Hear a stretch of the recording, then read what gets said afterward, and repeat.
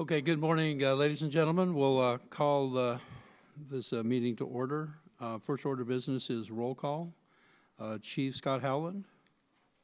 Present. Brenda Bruner. Present. Chief John Peters. Chief Craig Carter. Sheriff Coney Honey. Sheriff Ingrid Braun.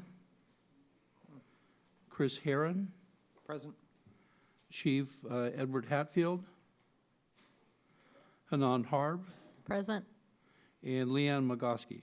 Present. Okay, we have a simple majority, or a simple quorum, I should say. We do not have a voting quorum, so we will jump over agenda item number 2, which is approval of the minutes. And then we will move into a closed session pursuant to Government Code Section 11126E. The 911 Advisory Board will enter into a closed session.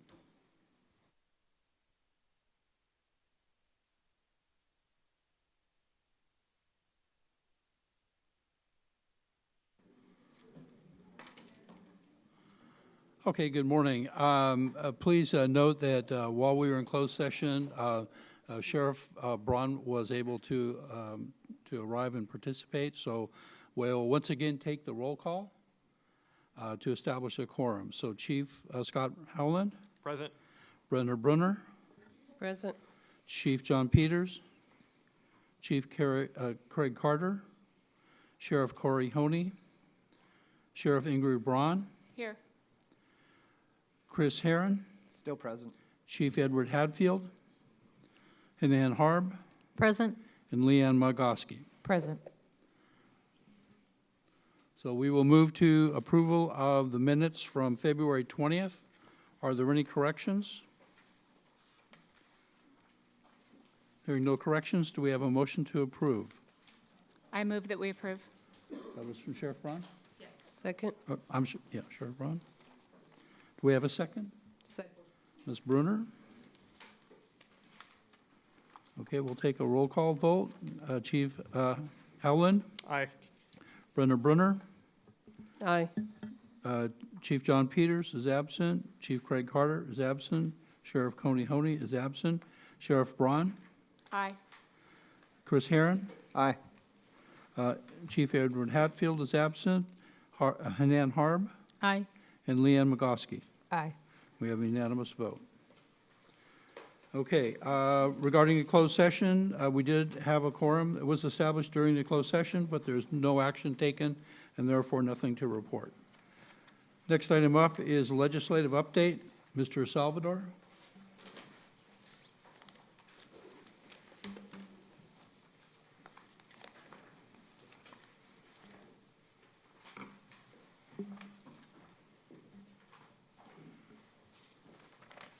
Good morning, folks. So just wanted to provide an update from the bills that were discussed during the February meeting, and those will be submitted to you folks from our Public Safety Communications staff. To start off with, AB 162 by Assemblymember Kiley would prohibit the CPUC from taxing any service that the FCC has determined is an information service to fund CPUC's Universal Service Fund. So that had failed passage in the Assembly, but was allowed to be put on a motion for reconsideration, and I believe that vote was supposed to be today, so we'll follow up on that. AB 183 by Assemblymember Wood would require the CPUC to collect and report information from telecommunication service providers on efforts and resources used to restore outages caused by emergencies. And that bill is currently in Assembly Appropriations suspense file. AB 569, which would make it a crime to falsely report an active shooter to law enforcement or other specified entities, and make the reporter liable for costs of the emergency response, is currently in Assembly Public Safety, and it also has been granted for reconsideration after it initially refused passage. AB 956, which would disallow the use of automatic dialing announcing devices except for specified circumstances, including issuing emergency alerts and testing enhanced 911, is currently in the Assembly and has been ordered to the consent calendar. So AB 1079, which would expand the use of unlisted numbers to include testing systems that respond to 911 calls and alert and warning systems, is currently in the Assembly Conveyance and Communications Committee. AB 1168, which requires each public safety answering point or PSAP to deploy text to 911, has also been ordered to the consent calendar on the Assembly floor.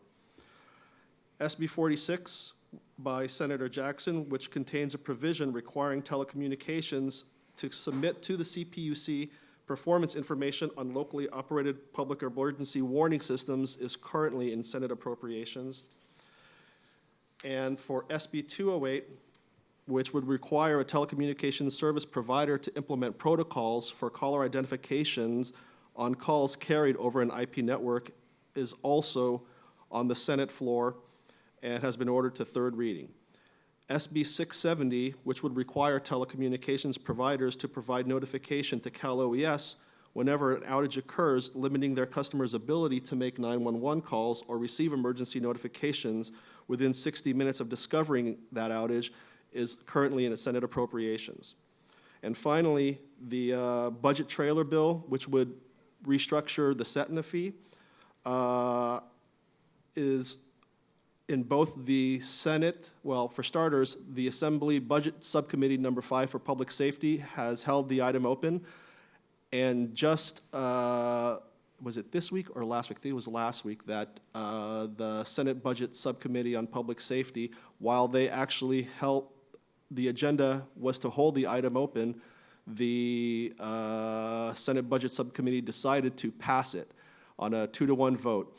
And thank you very much for Sheriff Braun to provide public testimony and support for that.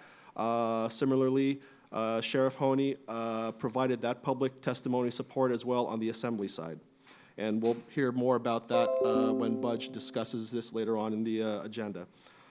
Moving on to the federal side, H.R. 292, which would streamline broadband permit processes by allowing states and tribes certain authorities for the permitting within land owned by the National Forest System, Department of Interior, and tribes, is currently in the Subcommittee on Conservation and Forestry.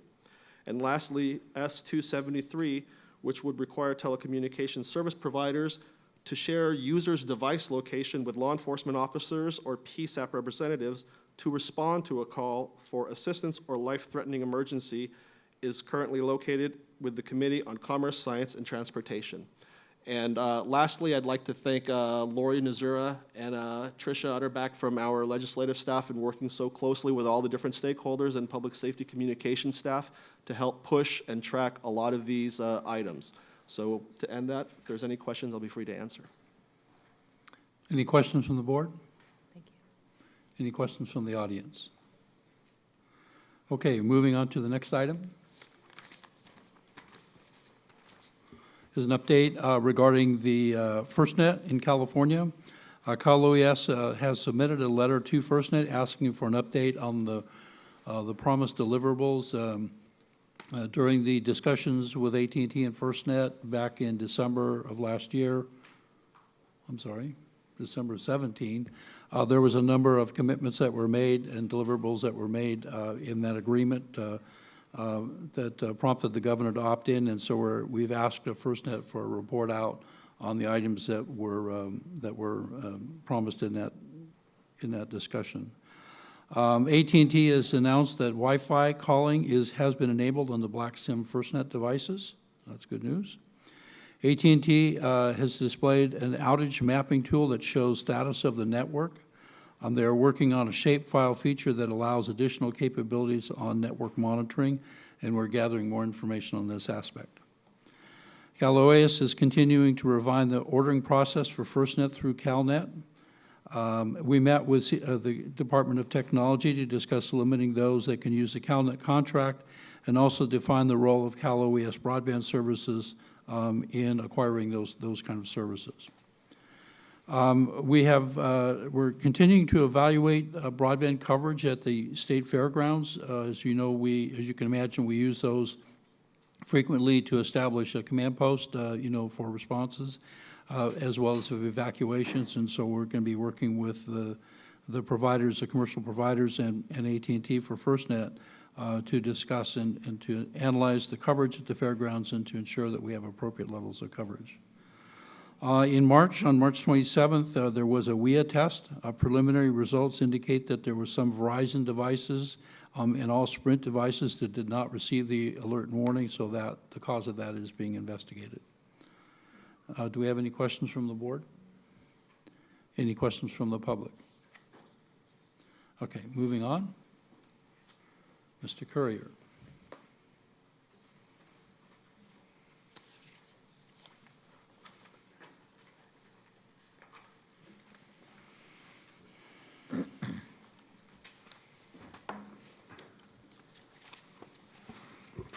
My name is Budge Courier. I'm the branch manager of the 911 branch, and I'll be giving you an update on some of the activities the 911 branch has been engaged in since the last advisory board meeting.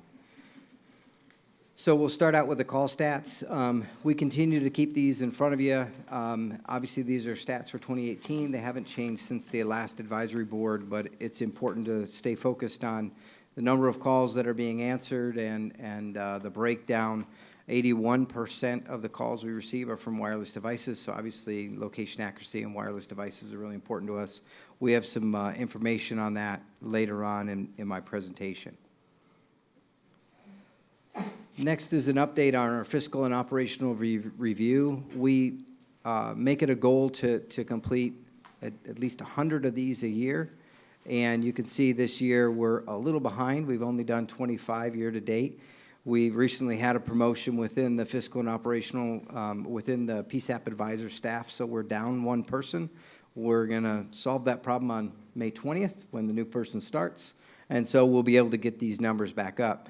And the primary goal of these is to make sure that we're reaching out to the PSAPs and we're talking to them about their CPE replacement cycle, their customer premise equipment replacement cycle, and to make sure that any of their operational needs that they have are being met by the 911 calls that we deliver to the PSAP, and then making sure they're in compliance with the standards and what's set forth in our operational manual. So if there's a PSAP who has not been visited by the 911 branch in quite some time, or if they just simply got a new dispatch manager or supervisor and they want us to come out and talk to them, please reach out to us and we can make sure that we schedule a meeting with them so that they don't have to wait for a regularly scheduled meeting. So are there any questions on the fiscal and operational review status? All right, moving on. This chart shows the number of system acceptances that we've signed since January 2019. So obviously, in order to get a system acceptance, there's a statement of work that's issued, with a vendor selected, we work with them, and then there's a deployment process that has to happen. So we typically don't see many of these in the early part of the year because of the blackout period that happens from about Thanksgiving through January. So we expect these numbers to start to go up rather significantly in the next few months, as there are many PSAPs out there who are very close to doing a system acceptance and signing and accepting it. And we expect the numbers to be higher than what we had in 2018 by the end of this calendar year. All right. Any questions on that? Yeah, Budge, Mitch Medigovich, I just wanted to ask, do you, for those answering points that have antiquated or are in the life cycle CPE, do you feel comfortable that we're going to get their acceptance letters and request in, this year? So our goal obviously is in the 5 to 7 year window. That's when we target replacement. After year 7, we no longer reimburse maintenance, and so the maintenance becomes the responsibility of the public safety answering point. That's usually a fairly good motivation to replace equipment because the maintenance contract is not free, and they would have to pay 100% of that cost out of pocket at the PSAP level. So that ends up being a pretty good motivation for them to be on a regular maintenance cycle. There are a few PSAPs out there of the 438 in the state who have older equipment that's not failing that meets their needs. And so they have a very low maintenance on that. And so in those cases, as long as they're meeting call answer standards, call answer time standards, their mean time between failures of their equipment is well within what we require, we're not as aggressive in having them replace their equipment. So there are a handful that fall into that category. But for the most part, PSAPs are in alignment with this 5 to 7 year replacement cycle. That's what we see.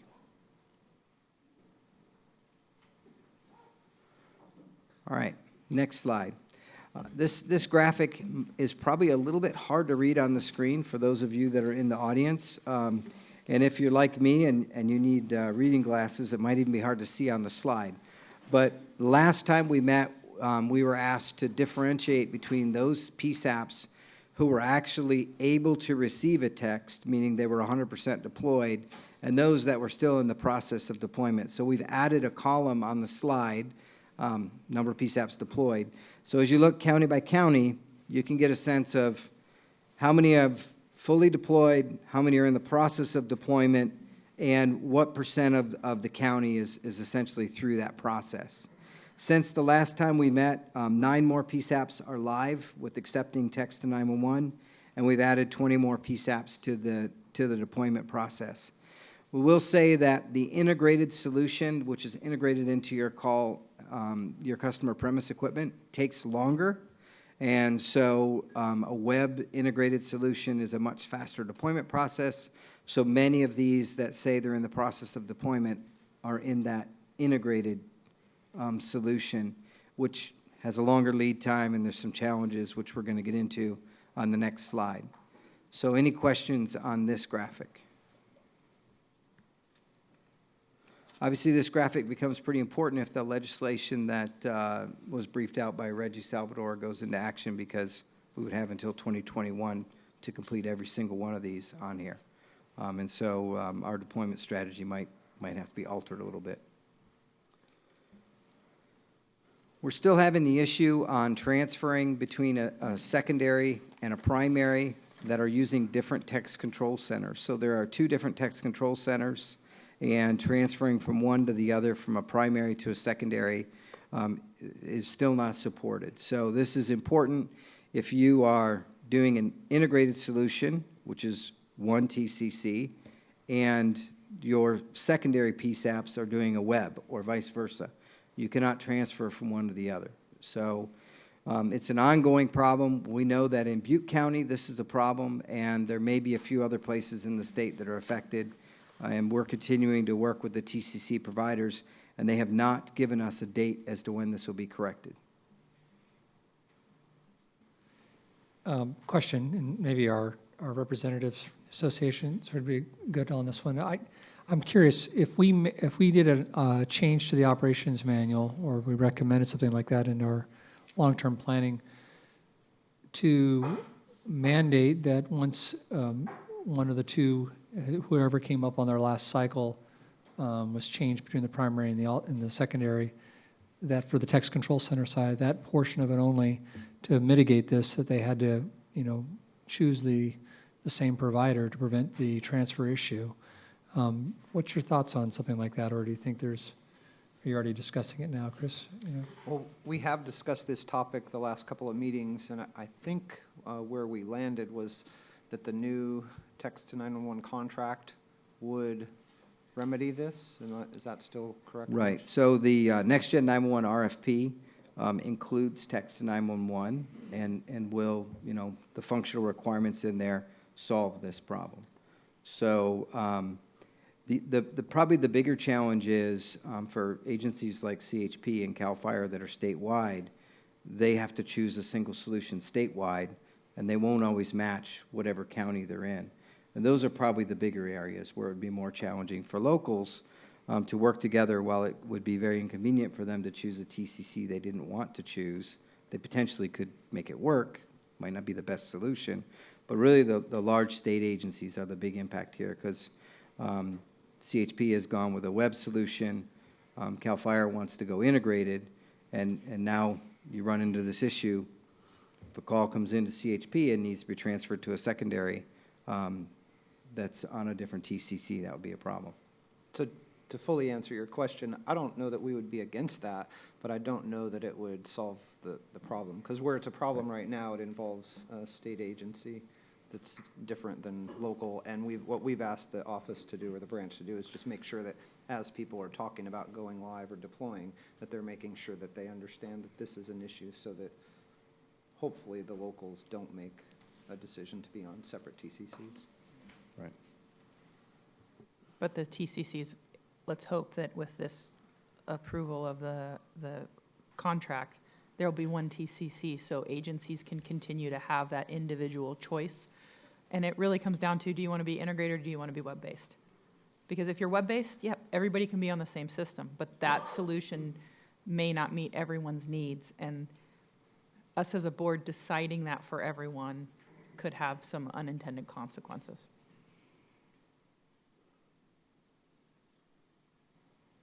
Yeah, I do understand that, and there's obviously, when we constrain that, that would definitely make sense. And I was just curious if there is a solution that presents itself.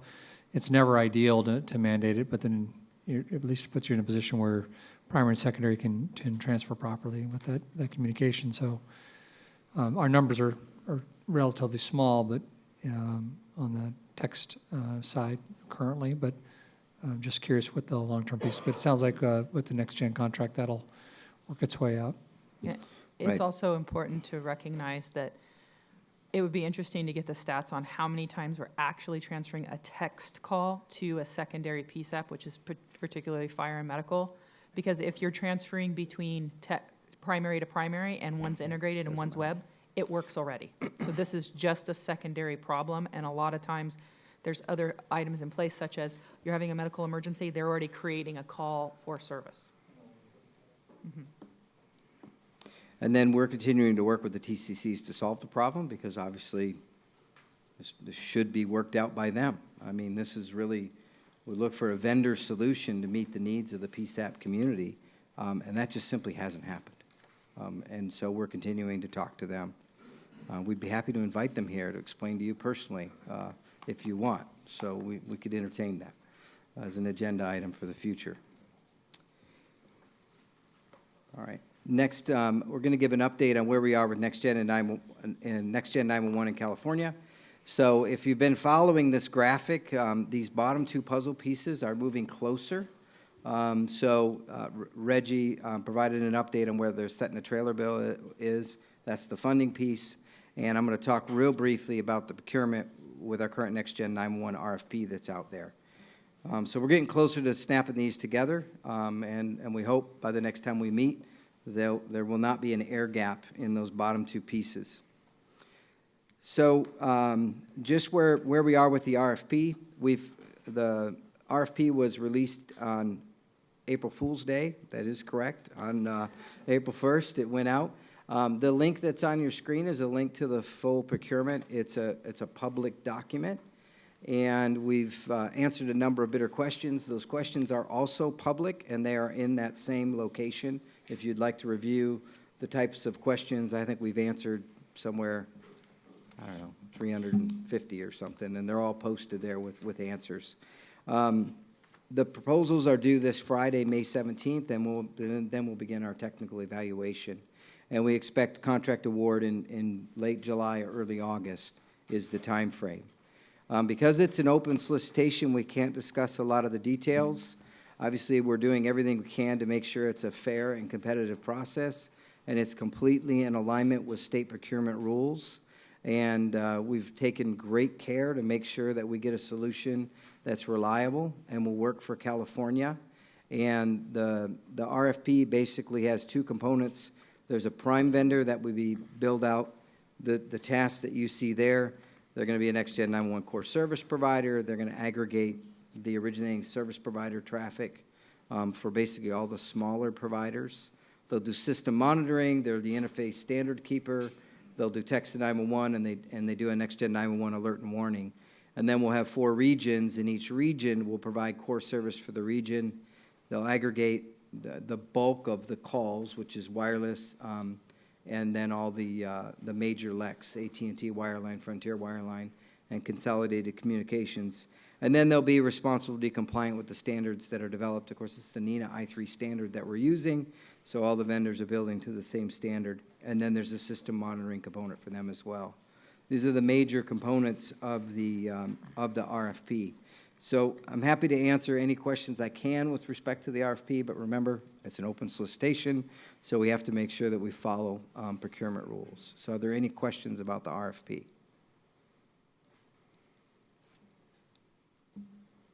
All right, so hearing none, we'll move on to the next slide. This really starts to talk about Next Gen 911. I know all the members of the board received the talking points that we developed in support of Next Gen 911 and why it remains important. I want to continue to keep this graphic before us because it helps us to frame the conversation as to why Next Gen 911 rollout cannot be delayed. The longer we delay the Next Gen 911 rollout, the points that are on this slide are simply not available to those that need it when they call 911. 911 is going to make sure calls are routed faster and delivered more accurately. We're able to address some of the location accuracy challenges that exist with the wireless call routing. That's a legislative mandate for us to make sure that that wireless call is routed to the correct PSAP. And right now, we're limited in that the entire cell sector must go to one and only one PSAP. What that means is when a cell sector crosses multiple boundaries, there's a decision that has to be made. We'll work very closely with CHP and with the PSAPs to make sure we make the best decision. But inevitably, as many as 20% of those calls could end up having to be transferred. And until we get into a Next Gen 911 environment, we simply cannot solve that problem. The longer it takes to get services, the more lives that are put at risk. And there's a direct correlation between the time that you respond to an emergency and the number of lives that are saved. Numerous studies have been done on that. We're going to provide a common technology platform or delivery system for alert and warning, since Next Gen 911 has the information needed for that. It's going to increase the resiliency of the system so we're not so susceptible to outages. Remember, when 911 fails, lives are put at stake. I mean, literally, when 911 is down, lives are at risk. And, that's not what we want. We want to build a system that can survive even disasters and all the things that we see in California. Once we get Next Gen 911 in place, you'll be able to reroute 911 calls literally to any PSAP in California. Now, that may not be the best operational choice, but we're at least providing that capability through the system. And then we're working with our regional task force to develop the policy routing that needs to be in place for that. But the capability will be there. Obviously, text to 911 is a huge delivery improvement with Next Gen 911, and really those most affected by that are those with access and functional needs, and those that are in unique situations where you just simply can't call 911.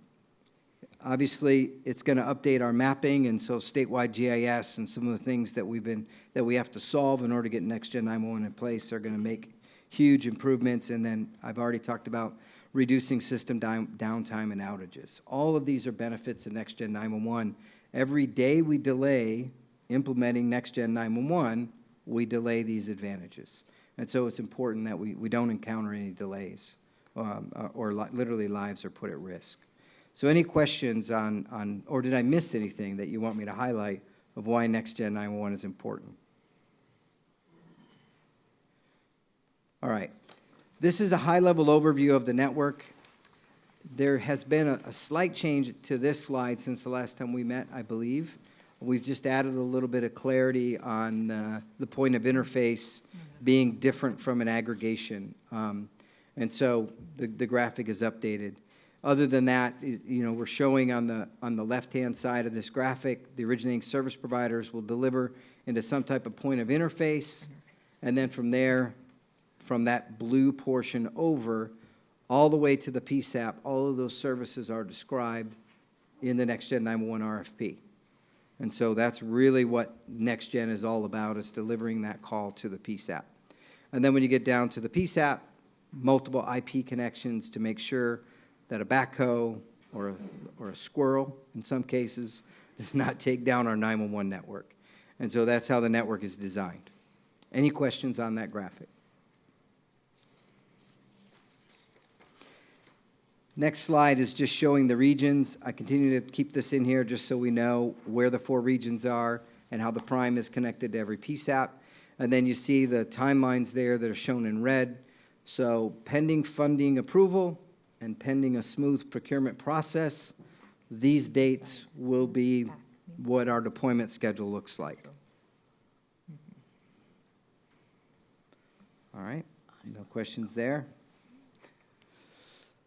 Talk a little bit about our GIS contract and where we are with that. So when we were writing the next Gen RFP, we did not want to overemphasize the ability of being a GIS data set creator. Really, we wanted a good next Gen 911 service provider. So we took those 2 pieces and separated them, and we're working through a contract. It's a Department of General Services contract, a competitively bid contract, and we awarded it to DDTI, Digital Data Technologies Incorporated. And what they're doing is they're developing the GIS data set that's needed to route 911 calls based on the NENA I3 standard for call routing. And so the tasks that they need to accomplish are on this slide. They've already begun to deconflict the shape files for PSAP boundaries. We've given them that data set, and they've started that work. We've given them the Master Street Address Guide, or the MSAG records. We've given them the automatic location information records from both of the major LECs, Frontier and AT&T. They have that data. And we're starting to gather road center line and address points from the local GIS authorities, where they exist. So if we can get the data from them, great, we use it. In some cases, they're actually able to take the data set we develop, we push updates back to them, and they're able to update their address points because the software can do that solution for them. In some cases, they don't either have the authority or the ability to update it locally. So while that would create a difference in the 911 call routing data set and what's at the local level, I still have the authoritative data I need to route a 911 call. So while it's a problem, we still can route a 911 call. The next piece, which is really more of a challenge, is for those local agencies that do not have any GIS data. They don't have address points, they don't have road center line. We need data in order to route 911 calls. And so we're working with some commercial data set providers in order to get statewide road center line and address point data where it does not exist locally. Obviously, our preference, yes, we would love to have local data. So for the organizations you represent, please reach out to them and let them know that we're looking for this GIS data. We've sent a letter to every PSAP that says, look, we're not going to route directly on your data. So if you've got a data set you're using for meter reading or trash collection or something like that, that works for us because then we will run it through our validation process, make sure it's valid for the emergency call routing function. There's no errors. Compare it to what we've got in shape files, Master Street Address Guide, automatic location information, and we'll reconcile all that and we'll develop a tool that can be used to route 911 calls reliably. But if that data simply doesn't exist, we need to get it from somewhere. So we're looking at various commercial data sets, and if some of the large state agencies, if you happen to have a statewide data set, yes, we would be very much interested in such a thing because we need a starting point in order to route the 911 calls. And then, as I said in this last bullet, everything will be validated to make sure that it supports the emergency call routing function. So any questions on where we're at with the GIS project on this slide? All right, so I have one more graphic on this, a little bit more detail. We're trying to get a GIS authority in local jurisdictions. What we're finding is we can find GIS people. I make an Esri map for my agency, or I maintain a GIS data set. But finding who has the authority to actually make updates when we find a discrepancy is sometimes a different person. Oh, that's the city planner, or that's the mayor, or that whoever that person is. And then obviously a point of contact for each PSAP that can help us do this interaction. And we're working on developing an update process for the exceptions that can require local GIS authority to actually make updates to. That's something that we're working on. And then we're trying to work through the county coordinator and what their role is. And I think the LRPC is going to report out a little bit later on the status of the GIS task force and the work that's been done there. So like I said, the end state will be this data set that can be used for 911 call routing. This is not a data set that's used for CAD, computer-aided dispatch. That has much more data than what we need to just route a 911 call. We're going to start with what we need to route a 911 call, and that's the first step of this process. We've got data for a few pilot sites. They're listed on the bottom of the slide. Merced County, Santa Clara County, Yolo County, parts of LA County, which includes Baldwin Park, El Monte, Glendale, Pomona, Rolando Beach, West Covina, and then parts of San Diego County, which includes Chula Vista. From here, we'll develop kind of a best practices. We've tried to select agencies who fit into all three categories: those that have GIS folks and have the authority to make updates, those that have local data and the update process is maybe not as defined, and then those that simply have nothing, to try and figure out a baseline to move forward on to do this statewide. So with that, I'll entertain any questions that you might have on the related to GIS, the technical side. Wow, that's a first. I have a question. Well, we hit you with a lot of I have a questions question. yesterday. Yeah. so- Yesterday I was do. I many have a question. at the LRPC, yes. So you mentioned that you're not looking for data that interfaces with the CAD system. You're looking for broader data. So with that, are you looking at like parcel data from parcel maps, various other entities within a county that provide that type of data to go into this project? Right, so that's a good question. So if you look at the project from a technical perspective, with the data we have, with the alley data, we can reverse geocode those into what would be a lat long, so that when you call 911 from that address, I can equate it to a lat long, compare it to a boundary file for a PSAP, and say, okay, that goes to this PSAP. We can do that now with the data we have. But you're not looking at all the data available, because whatever you've geo-encoded into that lat long is not compared to an address file to see, does that lat long make sense? Is it plotting in where that address should be? If we were to receive road center line and address points, we can do one more layer of checking to make sure that everything is done properly. And then we can map all of those addresses and compare them with alley and compare them with the MSAG and make sure that we have everything we need. In the absence of that, we can still get a data set to route 911 calls, because that's how they're routed today. Right? I mean, that's what alley does for us, and MSAG. But we'd like to get a little bit closer to the mark. Once we get this authoritative statewide data set, we can then start to say, okay, how do we integrate this with CAD? What does that look like? How do we increase the layers so that we get to a full NENA I3 data set with everything that we need?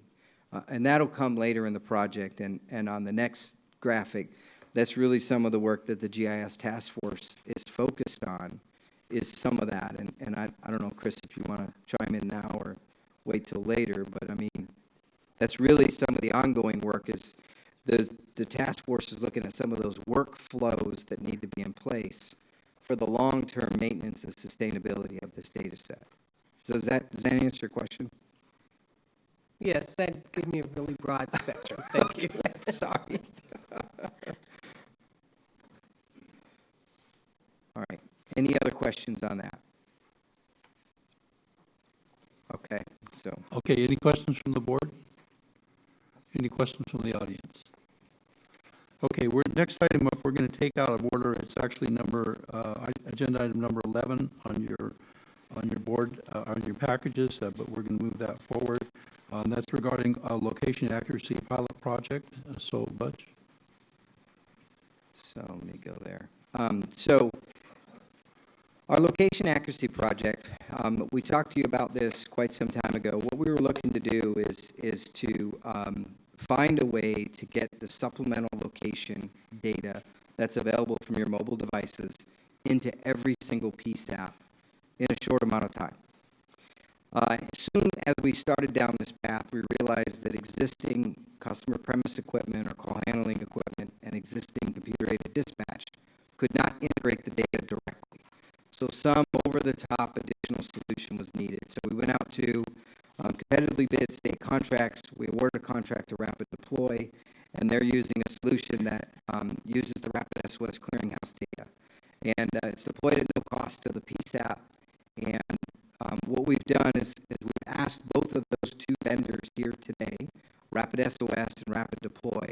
So what I'll do is I'm going to invite them to give their update, and then when they're finished, I'll come back up and see if you have any follow-up questions as a result of them.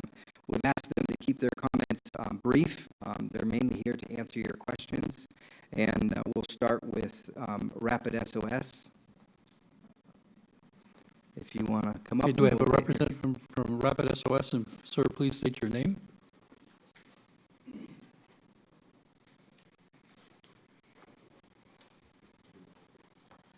Good morning. My name is Keith Viveros. I am with Rapid SOS, and I just thank you for this opportunity to make a few comments about what it is Rapid SOS does, who we are, and how we complement this project about location accuracy. Mr. Rivera, just one quick thing. You're reminded that this is not a marketing opportunity. Absolutely. And your board asked that your comments focus strictly on your role with the SOS or with the Cal OES project, and then, as Butch said, please limit your comments to 3 minutes.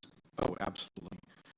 We just feel like it's important to understand what it is we do, and that we provide and send location, device-based hybrid location through our clearinghouse. And our clearinghouse is not a database, it is simply a pass-through so that public safety can receive this data free of charge. And it's also important, we want you to understand that we're able to do this. Our business model is that public safety never gets charged for this service of delivering data and device-based hybrid location. We're able to do that because we leverage partnerships on the commercial side, those people who want to send data. So because of that business model, we're able to do this for free. And one of the other ways we're able to do this is by leveraging existing equipment in all the 911 centers. So we're able to deliver this through existing CPE systems, through existing CAD, sometimes maps. There's a free browser. But the topic today, of course, is this project involving Rapid Deploy. And Rapid Deploy is one of our first and only premium platinum partner. They are an exceptional company with an elegant solution, and this is what is being deployed throughout the state. So as you know, back in, or you may know, back in September, both iOS and Android has started to deliver device-based hybrid location, very highly accurate location, which comes fast, accurate, and frequently to Rapid SOS, and we're able to pass that on to you. And the result of which is what would appear graphically on the map is this. Compared to the network location, which can fluctuate, but traditionally wireless phase 2 has a very high uncertainty level, and the device itself is able to provide a much more accurate and frequent location, so you can actually see a call moving along as it's coming. And it comes so fast at the beginning of the call that it's there within milliseconds compared to a network location, which could take 25, 30 seconds to arrive, or upon a rebid, another 25, 30 seconds. So that's what differentiates our service with wireless. It's what makes this project with Rapid Deploy possible. And just a quick word about additional data, and this is important because Rapid Deploy will also be delivering additional data. Medical alert information will be coming through invisible to 911 centers now. So this is in addition to the device-based hybrid location, which is the purpose of the project.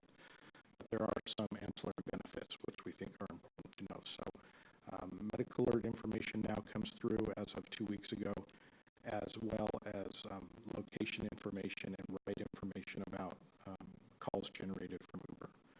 So that really sums up what it is, what we do, and how we are trying to complement this project with Rapid Deploy. And if you have any questions, I'm able to answer those for you. Very good, thank you. Any questions from the board? I have a question. The location accuracy, it helps inform the call as it's going through as to where the caller is from, where the caller physically is. Does it also help to direct the call, say if someone is 100 yards off a freeway as opposed to being on a freeway, to CHP as opposed to the local agency that would cover it? Well, if your question has to do with call routing, that is a possibility in the future. That's not what's happening today. Today, it is an examination of the location by the 911 center that receives the call. The call today continues to be routed based on tower location and phase 1 routing. Thank you. The potential is there. Thank you. That is what I was asking, and that is helpful to know that that potential exists. Yeah. Any other questions? Thank you. Rapid deploy. Please state your name, sir. Good morning. My name is Stephen Raucher. I'm the CEO of Rapid Deploy. Okay, again, sir, you're reminded that this is not a marketing opportunity, and please keep your comments to 3 minutes or so. No problem. Just a very brief update on the Calais location accuracy project with the deployment of our Radius web-based platform. We deployed 4 pilot sites before NENA, the week of the 18th of February, and since then, post NENA, we've gone to active wave 1 deployment. In the last 3 weeks, we've deployed 15 PSAPs, at sometimes up to 3 a day. Typical install and training time is around an hour. So that's just a very quick project update. And the AT&T field techs have been doing most of the installs. They own most of the CPE equipment. And now we're accelerating that program, and eventually we'll be installing up to 4 to 5 a day, with looking to close out our entire deployment by the end of the summer, and certainly close out the first 54 before the middle of June. So that's the update as far as the project status. There's been a tiny sort of question on messaging, which is between Rapid SOS and our Radius solution, and Rapid Deploy's Radius solution, and Rapid SOS with their location accuracy and with their location services. So just to clarify, as Keith mentioned, we are the only platinum partner of Rapid SOSs, so we have complete access to every data, mechanism, speed that Rapid SOS might provide their own platform. So you have our solution, which is obviously integrated straight into a CPE via our patented IoT edge device, which allows us to ingest CPE directly into the Radius solution. So you have both your wireless phase 1, phase 2, and obviously mobile location as well with additional data. That's it. Thank you very much. Any questions from the board? Okay. Thank you very much for Can coming. I have one question.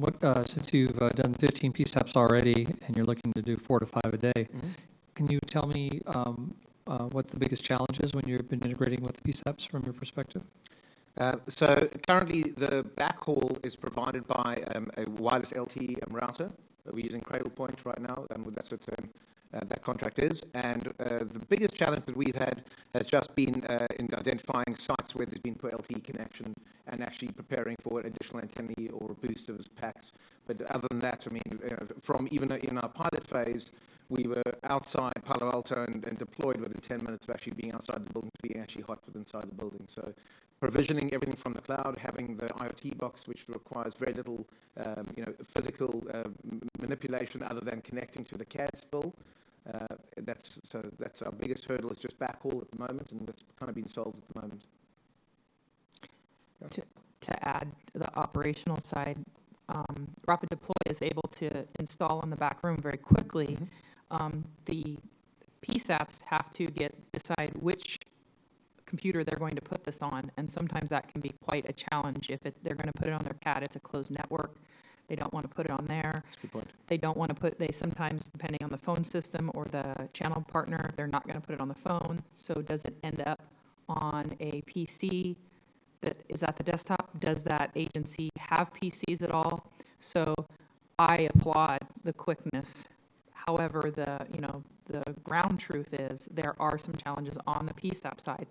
For PSAPs that desperately want this to be able to actually get it up and running in their center. Sorry, that's a very good point. And just for clarification, for those who don't know the product, we're literally talking about installing Google Chrome and opening some firewalls for the browser to hit our services and to render that within it. So if it's on the CAD workstation, as Leanne mentions, some CAD providers might not want anything running on their really delicate systems, and therefore might want them on a standalone.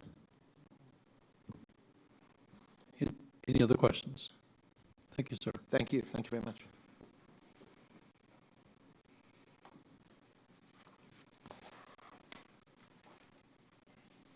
It's up to you. All right, so I just want to follow up to see if you had any other questions. We thought it was important to bring the vendors up. There's been a lot of confusion. They both have rapid in their title. That's challenging enough. And so just wanted to, help the board to understand, and those that are listening, kind of the demarc, which company's doing which piece in the project and where we are on the deployment schedule. So far, the feedback we've gotten, aside from the challenges already talked about, have been pretty favorable. Once the solution is up and running, we've even had some success stories where, lives have been either saved or certainly suffering has been avoided as a result of this solution, and that's really the whole goal. We wish we could just integrate it to everything that's already at the PSAP. That was the goal, but since that's not possible in every case, we're trying to do the next best solution, and we're really working with each PSAP on a case-by-case basis for the rollout. But Budge, a couple questions. First is, do you have any quantifiable data from the standpoint of, are we getting accuracy on 100% of calls with this for those pilot sites from that standpoint, and any percentages as far as how much quicker we are getting some accuracy information? So we do have some data that's available from the pilots, and we have not heard any reports of a location that was reported through RapidSOS that was not accurate. But in order to truly determine accuracy, you would need to get a valid GPS for where the caller is in order to really compare with the data coming through. That will be part of our testing eventually. We haven't started that testing yet in order to validate it. And so we're going to be working with some pilot PSAPs to say, look, we're going to do a series of test calls from multiple devices, multiple carriers, where there's a known location that call was made from, so we can do that validation. We have not begun that part of the project yet. And then we're looking at the analytics of the data on the backside to be able to determine what percentage of calls are coming through that are getting into the clearinghouse. We know it's not 100%. And then we're going to try and break it down by carrier and by manufacturer. So, if it's a Android device and the multiple carriers that are using that, what's their data looking like, and then the same thing on the Apple side. Some of that data, because it's carrier specific, will be proprietary. We won't be able to share it publicly, but we will meet with the individual companies to try and resolve that. Those efforts, we have to wait until we get a sampling size that's statistically valid enough to do that work. And since we're just now in the beginning of these first, roughly 19 sites are deployed, that'll be in the next few months. So at the next advisory board, we'll hope to be able to provide some summary level statistics on that that'll answer those exact questions. Because I think anything we do to improve accuracy and actually get location data helps us all tremendously, because that location data is seconds, and it really counts in an emergency. Kind of another two-part question, and the second part might not be for you, but I know that RapidSOS mentioned that there are integration opportunities out there, whether it's CPV or CAD. Do we have anybody who has deployed a integrated solution, and how is that working? And then the second part is, what does the deployment of an integrated solution, if available, look like compared to the RapidSOS solution? Because I think we've talked earlier of how do you make sure that it's seamless operationally, and I think I'm sensitive to that operational challenges, because I know in our PSAPs we have some issues we're trying to work through and trying to figure out how do we make sure we're doing the best solution from that standpoint if there are integrated options available. There are a few integrated solutions deployed. I don't have the names off the top of my head. Okay, so Folsom is one where it's fully integrated. So we do have those out there. Like I said, it's probably going to be less than 5% of our total PSAPs have that capability. You need a modern version of CAD or a newer version of CPE in order to fully integrate it. We just simply don't have that very many locations. So Folsom is also one of our pilot sites that is using the Rapid Deploy mapping analytics solution as well. So we'll be able to get some head-to-head comparisons between what they're doing on their integrated side and what the Rapid Deploy solution looks like. And we can report those back out so that you get a sense. They've had it since February, so they've had it about a month, 6 weeks. So they've probably got some good data for us. I don't have that data in front of me. Right, and it sounds like the Rapid Deploy installation is quite simple. I'd be curious if it'd be okay to bring Rapid SOS back to say, what would an integrated installation look like, and is it equally as simple?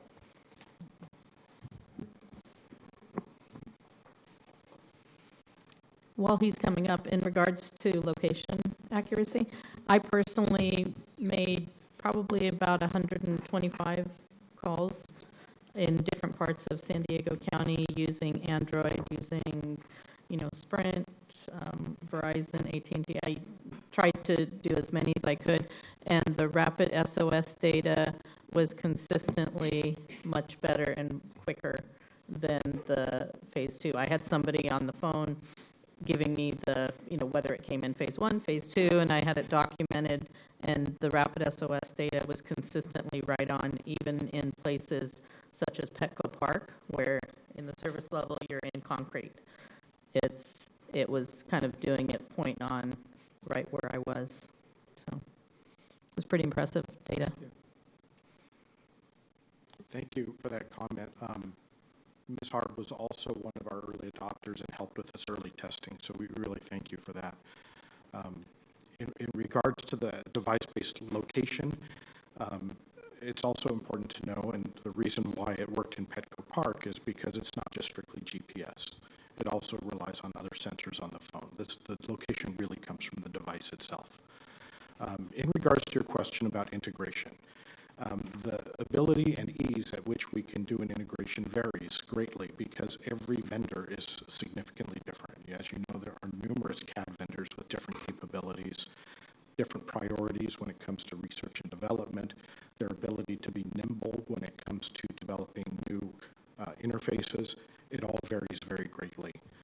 For those who have developed the integration, and as Budge said, on the most recent and most up-to-date platforms of CPE and CAD, they are able to come in when the customer decides they want an upgrade. They can come in and do that upgrade, but it's on their schedule in agreement with the vendor.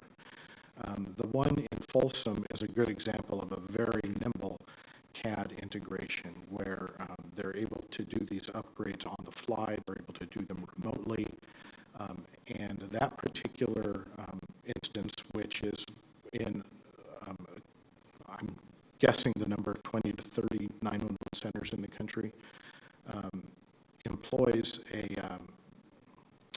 they are querying the clearinghouse and displaying location on the map itself. But it is also paired with our free browser-based solution so that it is not only appearing on the CAD and in the CAD and in the event entry mask, but it is self-populating a map. And it's a very, it's a nice solution. That is the easiest, actually, deployment, that example. There are some others that are challenging because they require technicians to go into the back room and set up firewalls, and to do so in a very precise, methodical manner, which is challenging for some technicians, so it takes longer. So I hope that answers your question. So it really depends. It depends, yeah, absolutely. Okay. But a point I'd like to bring up is that, when Rapid Light kind of was unveiled last year, it was sign up, we're going to send you the link, and as soon as you introduce this link to your PSAP, you can make this happen. And it caught on very quickly. If you put it in the right dispatcher's hands that can influence, and they see it work, it was a great tool to have. And then with the Rapid Deploy coming on, it allows us to get the data to be able to have the accuracy part. So it's a great partnership. Yes, thank you. Any other questions? Actually, I'll make a couple of comments really from the LRPC standpoint rather than wait for the official report.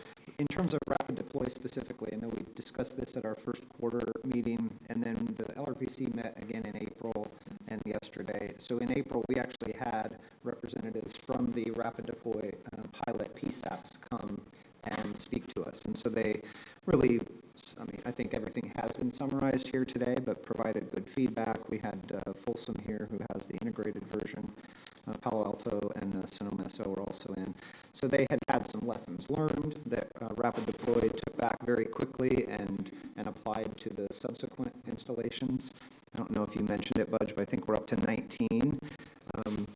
PSAPs have been installed, and there's the goal of 54 in the first phase. So a lot of good discussion also amongst the LRPC members. I think ultimately where we landed, while there are absolutely, operational concerns and things to think about, this is just too important. It's really what we've been talking about literally for years. The public has been asking us for years, why don't you know where I am? But, Uber, Lyft, Domino's, fill in the blank does. And this gives us that location. And you've heard a couple people mention, and that's consistently all we've heard from the feedback that we've gotten on the LRPC is that it has been accurate. This is anecdotal, of course, but that it has been accurate and very precise. Just like opening your phone now and pulling up Google Maps, and you get the little blue dot that shows where you're at. That's essentially what is being transmitted or made available to the PSAP. So while just our temporary solution, perhaps a few years of temporary solutions, it's a huge game changer. So I've said it at the LRPC, probably at the last advisory board, but kudos to the state and everyone that's been working on this. So that's it. I'll give the rest of the LRPC report. But just so that everyone knows on the board, this is a topic that's on the LRPC's radar, and we've been discussing it at each of our meetings. Thank you. Any other questions from the board? Any questions from the public? Okay.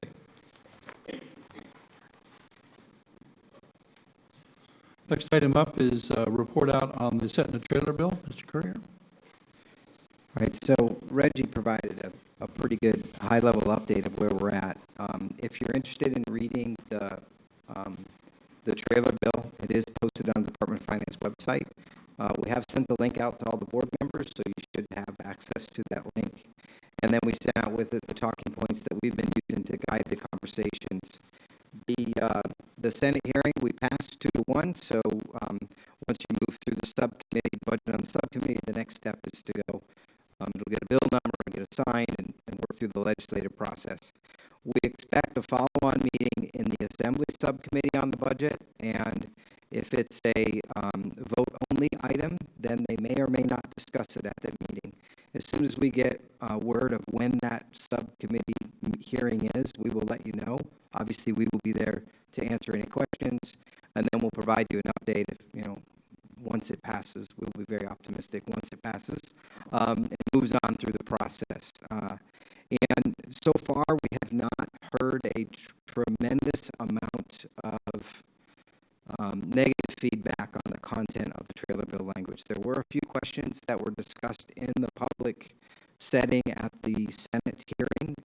They primarily centered around the transition from the existing fee structure and what that feels like to the consumer. So if you're a wireless user and you look at your wireless bill, you're paying 10 cents or less than 10 cents a month now. For your 911 fee, that would go up to somewhere in the range of 20 to 33 cents. We don't know exactly yet because it's dependent on a number of factors. And so the question from the senator was, that's a big impact to the wireless user. I don't know about you, but if my wireless bill went up by 20 cents, I do not think I would recognize a change. But that was the concern, and so we talked through that and talked through some of the options of how to minimize that. And in the end, the vote came up, and we had very strong support from all the associations. Pretty much every association in this room either sent a letter or was there personally to represent. Thank you for that support. The effort's not over. We have to get through the entire process.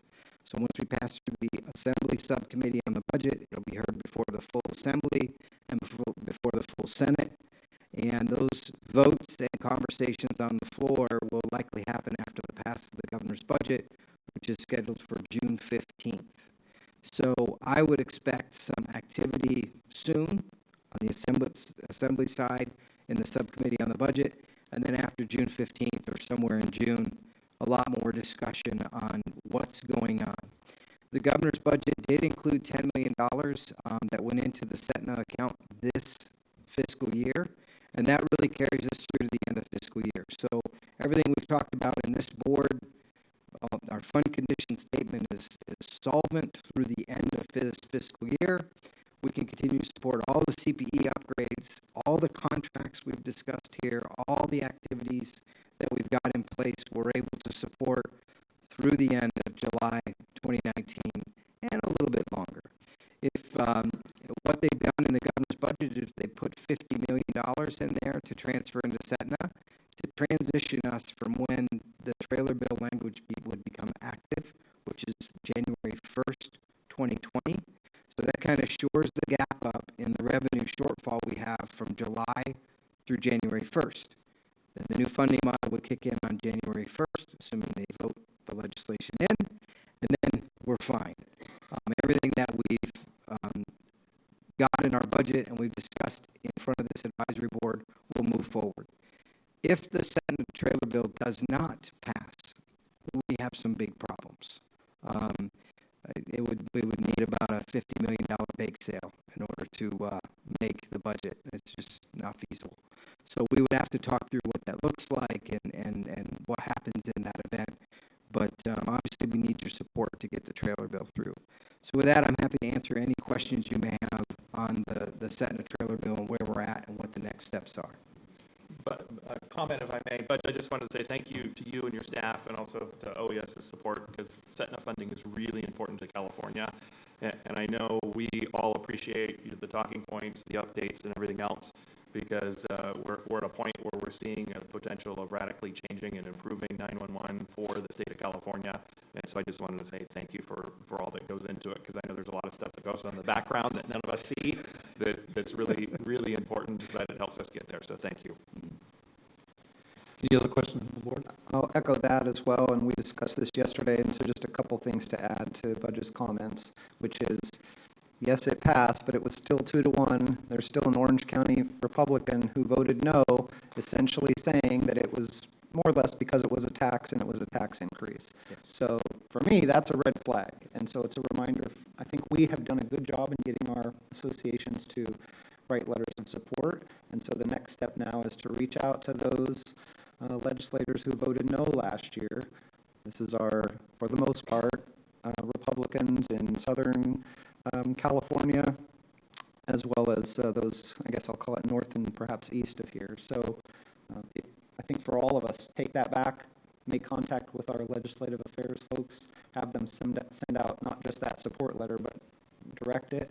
And then as Budge has asked, it's a great ask. I don't know how many of us will follow through, because a lot of PSAP folks are behind the scenes type people. And but if you're in one of these districts, think about inviting that legislator, that assembly member, that senator to come see, Rapid SOS or Rapid Deploy in action, and say, this is what we need, and we need funding so that this isn't just a temporary solution, but that it is literally integrated into every PSAP in California. So let's keep pushing, right? That's the bottom line. Budge, I want to thank you and Mitch for the work that you put into this, and your presentation at the hearing was beautiful and very understandable, except to one senator who wanted to offer the solution of the budget surplus to fix this problem. And it's an important point for us to drive home with our legislators, that you don't use a budget surplus for an ongoing problem. We need to change the funding stream, because we will always need this funding every year, and we will not have a budget surplus every year. The days of budget surpluses are going to fade pretty quickly. So that solution is not a workable solution. It's a short-term Band-Aid, but it will not fix the long-term problem. So we need to keep pushing home that it is not a new tax. It is a leveling of an old funding stream and making it fair to every end user of 911, because very few of us dinosaurs still have landlines, and that's who's carrying the burden right now. Thank you. Any other comments from the board? Any questions from the public? Okay. Next item up is long-range planning report from Mr. Heron. So we've covered quite a bit of it, but I'll mention a couple other things, and perhaps that's to reassure the board that most of the items that you've heard Budge provide a report on, those are things that the LRPC is involved in. I think we've had some really, really good discussions, some exchange of information, and we've provided some feedback that's helped set the path that, for instance, both the Next Gen 911 task Force and the GIS Task Force are working on. Thanks again to Alicia. She's our LRPC rep from the LRPC, the rep on the GIS Task Force.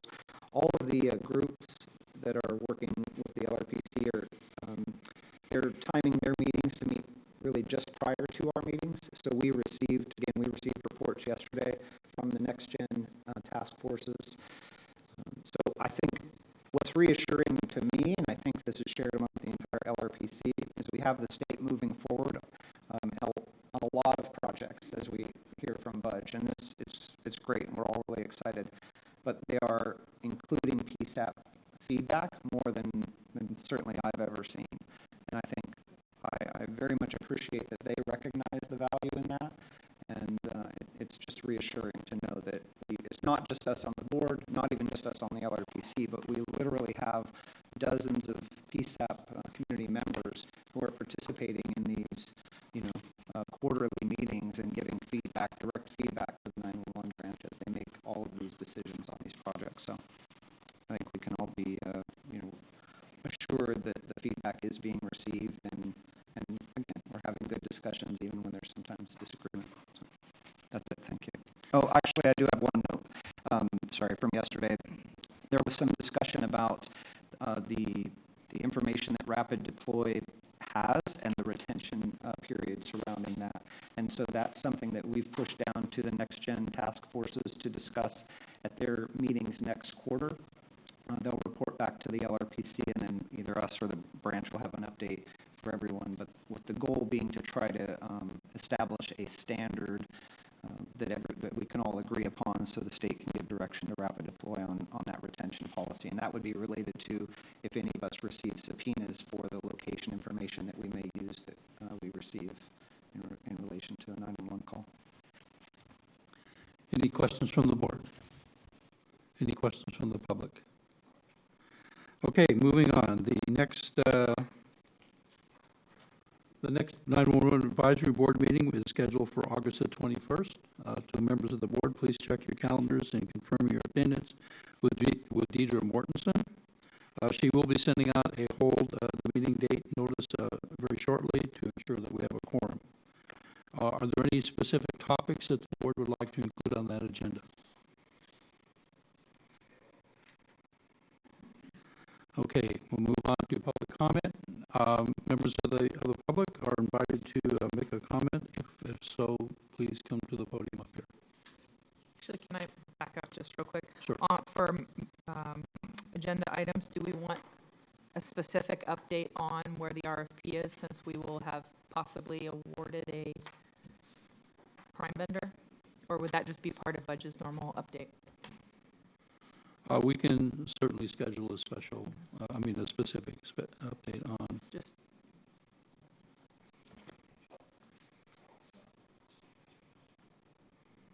Okay, no comments from the public? Okay, do we have a motion to adjourn? Motion to adjourn. A motion by by Chief Allen. Do we have a second? second. Second by Ms. Magowski. All those in favor say aye. Aye. Any opposed? The meeting is adjourned at 11:42. Thank you all.